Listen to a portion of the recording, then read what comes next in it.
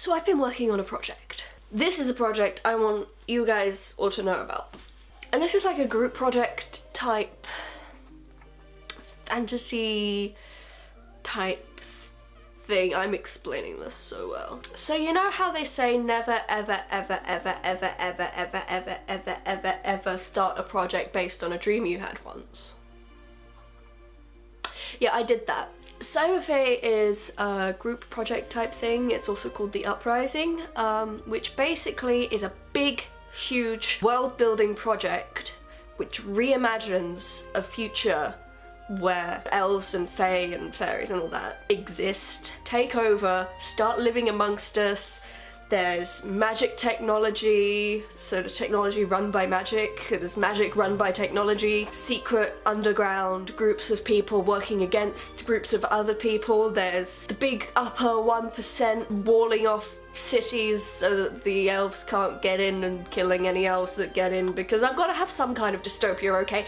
I can't do imagined futures without dystopia, okay? But it isn't all dystopia. Some of it is utopia, some of it's sort of solar punky, and it's up to you really what part of this world you want to get involved with, whether it's like the positive stuff, all of the new economics of like trading and things that would come in if money was just useless now because elves don't need fucking money, and like different social structures of like how people and elves and everything in different places interact and get on and fight sometimes as elf racists, you know. There's also like the dystopian stuff, so there's the elf racists, there's the 1% trying to keep their control of the world's economics, and that's more of a sort of cyberpunky side of things where they have their own walled off cities with like no plants and everything. It's all technology and you know your typical futuristic sci-fi punk cyberpunk stuff. And then there's even like, for those of you who like a traditional apocalyptic setting, there's also of course desert camping, there's wastelanders, there's people who've learned to adapt and survive thanks to elven magic in the areas that were previously uninhabitable to humans. So like the deepest, horriblest parts of the desert, most of Russia, the Arctic, wherever you like, there is something there that you can pull from, imagine and create, and everyone's welcome. So if you're not so into writing, you can draw, you can just spam ideas if you want to. You can make music if that's your thing. You know, you can cosplay, you can come up with fashion ideas for all of the different sort of races and factions. You can come up with factions of your own if you think that there's not enough types of people covered. You can imagine places that you live or that you've been to, sort of reimagined in this new world. I've done a lot of work on London, because that was where my original sort of ideas and dreams took place, was in London. So there's a lot of information at the moment coming out about London because I'm the only one who's making anything.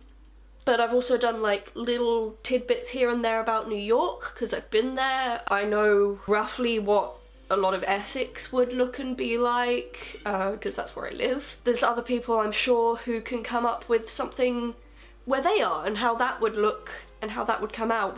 There's two maps. There's one which covers the general sort of what faction would primarily be active in this country or this state, and then we have a more specific map which goes into individual cities, towns, tiny areas, and what would be mostly in control there. But we also have generic stuff, so how generally the different races of elves and fae would be, what kind of fashion and culture and interaction would come from it. It's big and broad and wide, and I want you involved in any way you can possibly see fit, even if you just want to come in, stare at everything and go, oh my god, I really like that idea sometimes when someone says something. That's fine. If you're interested, if you want to be involved, I'll leave a whole bunch of links in the description about all the different social medias that I've set up for Cyberfae so far. profile. We have a YouTube channel, which I'm working on a trailer for. There's only one video up on there at the moment.